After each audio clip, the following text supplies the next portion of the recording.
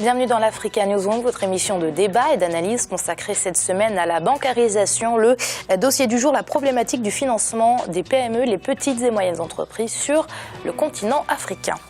Et au sommaire également de cette émission, où sont les deux journalistes tunisiens enlevés en Libye au mois de septembre? Le ministre libyen des Affaires étrangères tente de rassurer, croit encore au dialogue politique, alors que certains plaident pour une intervention militaire dans un pays où deux parlements se disputent la légitimité, où les attaques sont quasi quotidiennes. Le Nigeria prêt pour les élections présidentielles et législatives de février, c'est ce qu'assurent les autorités électorales du pays, alors que Boko Haram continue de sévir dans le nord du Nigeria. Et dans la troisième partie économique, focus sur le secteur cotonnier de Côte d'Ivoire, un secteur qui enregistre de belles performances en termes de quantité, mais qui peine à conserver sa qualité. Et au Sénégal, le prix du kilo du riz paddy a été fixé. D'autres mesures vont être prises pour améliorer le secteur et permettre au Sénégal d'atteindre l'autosuffisance en riz. Ils sont avec nous pour en parler. Nos invités, Daouda Tall, consultant développement local. Monsieur Tall, bienvenue. Bonjour Amira, merci. Et Hamidine Khan, économiste. Monsieur Khan, merci d'être avec nous. Bonjour et merci. Et notre éditorialiste Alfred Chango. Alfred, bienvenue. Merci Amira et puis bienvenue à notre chère téléspectatrice. Et tout de suite, c'est l'info du jour.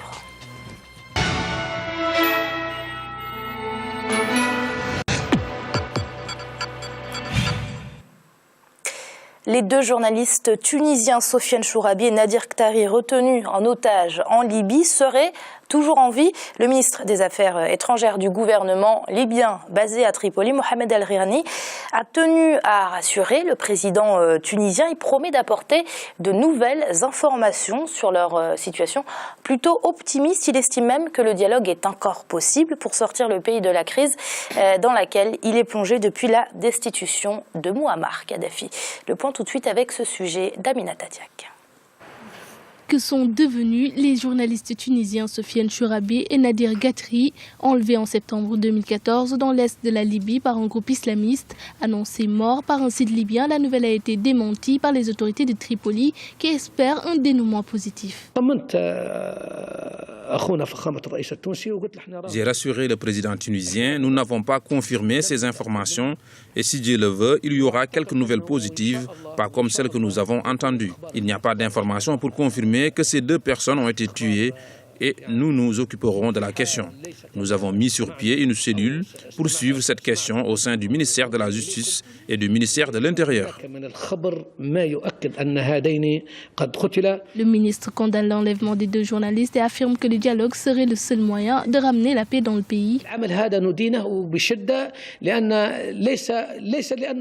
Nous condamnons fermement cet acte et non pas parce qu'ils sont tunisiens, mais parce qu'il y a actuellement des enlèvements contre les Libyens et non-libyens, contre nos frères arabes et des personnes en provenance des pays africains voisins. Nous insistons sur le dialogue pour éviter les effusions de sang. Les Libyens forment un peuple et il faut qu'ils se mettent d'accord et qu'ils arrivent à un accord, car il n'y a aucune différence entre l'Est, l'Ouest, le Nord ou le Sud libyen. La Libye a sombré dans la division depuis le renversement en août 2011 de Mouammar Kadhafi, opposant deux gouvernements et deux parlements, chacun soutenu par des groupes d'anciens combattants rebelles. Aujourd'hui, chaque faction revendique la paternité de la révolution libyenne et cherche une reconnaissance internationale. Monsieur Tall, on parle ce soir des deux journalistes tunisiens enlevés, mais pour parler plus généralement de la situation, certains parlent de chaos. Est-ce qu'aujourd'hui on peut clairement dire que la situation en Libye est catastrophique ? Catastrophique, je pense qu'en tout cas c'est proche de l'être. Si on fait rien, ce sera le chaos, c'est clair. Pour revenir sur les otages, effectivement, c'est des dégâts collatéraux finalement des pays ou des pays voisins. Parce que si la Libye, si la situation devient encore plus catastrophique que ça, c'est tous les pays qui sont aux alentours qui vont subir également. Et je pense que il y a un brin d'espoir qui est né puisqu'il y a des négociations qui sont ouvertes plus globalement récemment à Genève avec sous l'égide de la mission des Nations Unies pour la Libye. Et je pense que peut-être à ce niveau-là, ils vont commencer à déjà imaginer, définir un cadre de dialogue pour réunir tout le monde, parce que ce qui est déjà difficile. Là, la question, c'est pas forcément de résoudre le conflit tout de suite. Dans dans ces rencontres qui vont durer plusieurs jours. Mais je pense que déjà, on a un Parlement dominé par des anti-islamistes, certains qui boycottent, mais les milices armées ne sont pas aujourd'hui présentes dans ces rencontres.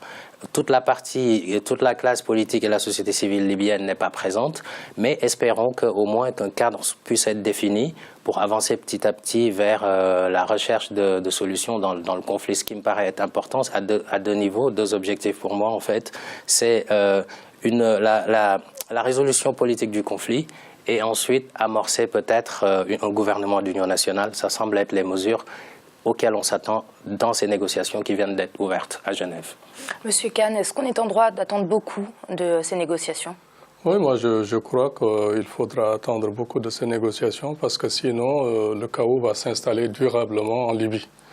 Il faudra aussi dire que les pays qui sont à l'origine de ce chaos doivent effectivement aider ce pays à s'en sortir, surtout les pays membres de l'OTAN, qui ont vaillamment fait de sorte à ce que le président libyen soit déchu. Et puis maintenant, voilà, c'est le chaos qui s'installe. Il y a les groupes islamistes qui sont là, qui font régner la terreur. Et qu'est-ce qui subit les dégâts? C'est la population libyenne. Parce qu'il y a des morts dans toutes les villes, dans toutes les provinces. Et puis, on craint que justement la Libye ne soit réellement partagée entre le nord, le sud, l'est et l'ouest, parce que c'est des tribus. Et puis ces tribus sont des tribus velléitaires. Et je crois que la communauté internationale doit taper du poing sur la table pour dire que ça suffit et puis il faudra qu'il y ait un gouvernement d'union nationale. Parce que sinon, réellement, ce serait un grand dommage pour ce pays qui a les moyens de s'en sortir. Alors, Alfred, est-ce que la communauté internationale a saisi la complexité de la Libye ? Je pense que, Amira, la communauté internationale, il y a longtemps qu'elle a saisi cette complexité libyenne. Sauf qu'elle n'avait pas imaginé effectivement qu'une fois Muammar Kadhafi parti renversé, qu'on arriverait à ce démembrement presque de la Libye, à ce désastre, à l'éclatement pratiquement de la Libye entre les différentes tribus, nord, sud, est, ouest. Et pourtant, quand on a entendu le ministre des Affaires étrangères, ici, Al-Ghirani, c'est que tout le monde a conscience de la nécessité, effectivement, de se remettre autour de la table, croit encore en la puissance, en la capacité du dialogue à permettre la sortie de crise. Si tout le monde aussi se revendique de la victoire de la révolution libyenne, à ce moment-là, il faut mettre sur la table ce qui permet justement de ramener, de réconcilier tout le monde pour aller dans le sens d'un gouvernement d'union nationale. Merci Alfred. Et on va passer à la suite. Près de 69 millions de Nigérians sont appelés aux urnes le 14 février. La commission électorale vient de se déclarer totalement prête à la tenue de ces scrutins, élections législatives et présidentielles. Ce mardi au siège de la CENI à Abuja, elle a tenu à rassurer tous les électeurs et ce, malgré la menace Boko Haram qui plane sur le pays. Afolake Oyinoye. Au Nigeria, la commission électorale se déclare totalement prête pour la tenue des élections législatives et de la présidentielle.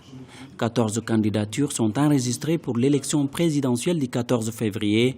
Pour les élections sénatoriales, il y a 739 candidats et 1000 de plus pour la Chambre des représentants. Selon le président de la commission, le gouvernement a transmis tous les fonds nécessaires à l'organisation de ces élections. Sur les 68 833 476 électeurs enregistrés par la commission, plus de 38 millions ont reçu leur carte. Nous avons encore de nombreuses cartes d'électeurs non distribuées. Pour relever ce défi, nous avons décentralisé davantage les opérations de distribution. Nous avons également étendu le temps de la distribution. Nous avons recensé tous les bureaux de vote dans le pays pour être sûr que la distribution des cartes d'électeurs se fera de 8h30 à 17h30 et ceci du lundi au samedi. La commission électorale espère que d'ici 2 semaines, elle aura distribué toutes les cartes donnant ainsi la possibilité à tous les électeurs de voter. La commission électorale promet de conduire correctement le processus électoral et de tenir les élections dans tous les 36 États, y compris les 3 États du Nord-Est qui connaissent actuellement des problèmes de sécurité. La commission travaillera en étroite collaboration avec les agences de sécurité qui ont la responsabilité constitutionnelle de sécurisation des opérations électorales. Concernant des lecteurs électroniques des cartes, la CENI confirme qu'ils seront bel et bien utilisés. 32 000 de ces appareils lui ont déjà été livrés et le reste le sera avant la fin du mois, rassure-t-elle. Monsieur Khan, le Nigeria est-il vraiment prêt à aller aux élections? Bon, moi je pense qu'ils peuvent être prêts pour aller aux élections et puis les élections c'est nécessaire pour ce grand pays d'Afrique. Qui a des difficultés certes, mais bon, je crois il ne faudra pas faire de sorte à ce que le mandat de Goodluck Jonathan soit prolongé. Parce que, à mon avis, le président Goodluck Jonathan a montré son insuffisance et son incompétence à gérer ce grand pays. Parce qu'un pays de 200 ou 250 millions d'habitants qui n'arrive pas à juguler une petite fraction armée de 1000 à 1500 hommes armés, je crois que le président a montré son incapacité à gérer ce pays. Donc il faudra aller coûte que coûte aux élections. Coûte que coûte, il faudra que les Nigérians aillent aux élections et puis le sanctionnent fermement. Parce que c'est un gouvernement qui est corrompu, qui a montré son incapacité et puis qui est là pour faire régner le désordre dans ce pays. Donc les élections sont nécessaires le 14 et le 15 février prochain et il faudra que tous les Nigérians se mobilisent pour que les élections se fassent convenablement, même dans les 3 États du Nord qui sont menacés permanemment par le groupe Boko Haram. Alors, Alfred Goodluck Jonathan se présente à sa propre élection comme s'il estimait que son bilan était positif, alors qu'en termes de lutte contre Boko Haram, on peut clairement parler d'échec.